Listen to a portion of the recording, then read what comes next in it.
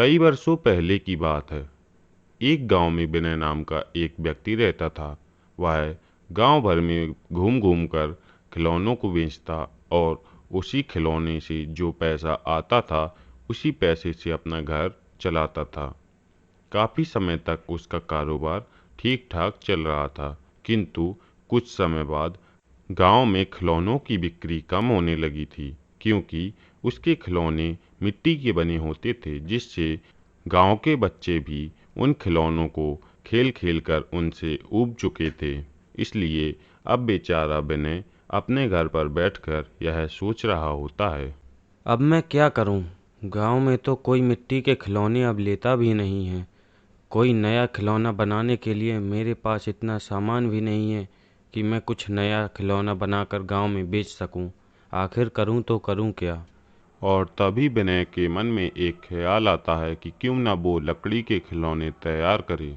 और विनय अपने लिए कुछ लकड़ियों को एकत्रित करने लगता है और उनको घर पर ले आता है। कुछ समय बाद वह उन लकड़ियों से एक अच्छा सा खिलौना तैयार करने लगता है।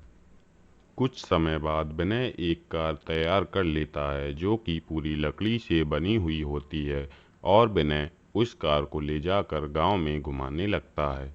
जगह जगह विनय उस कार को ले जाकर घुमाता, जिससे सभी लोग उस कार को देखकर काफ़ी आश्चर्यचकित होते हैं और उनके बच्चे उस कार को देखकर काफ़ी आकर्षित भी होते हैं। विनय सभी बच्चों को लेकर अपनी कार में बिठा लेता है और सभी बच्चों को गांव भर की सैर कराता है, जिससे गांव के बच्चों को वह कार काफ़ी पसंद आती है और वे विनय से ऐसी ही कार अपने लिए मांगने लगते हैं।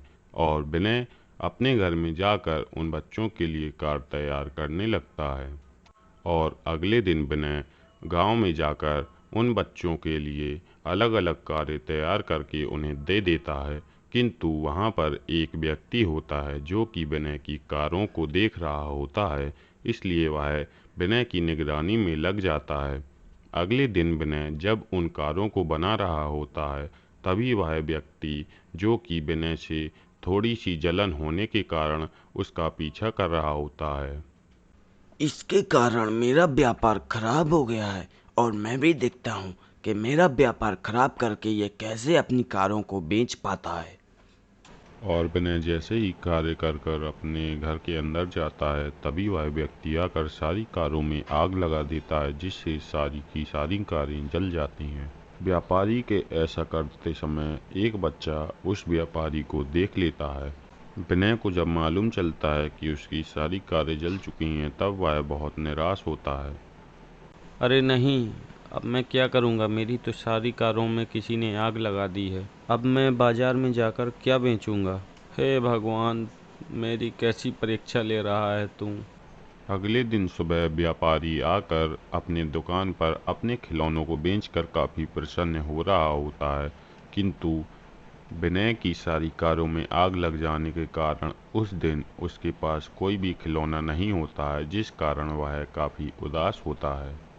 किंतु उसी समय वह बच्चा वहां आ जाता है जिसने व्यापारी को विनय की कारों में आग लगाते हुए देख लिया था, और वह गांव वालों को सारी सच्चाई बता देता है, जिससे गांव वाले उस व्यापारी को पकड़कर बहुत बुरा भला कहते हैं और व्यापारी भी विनय से माफ़ी मांगता है।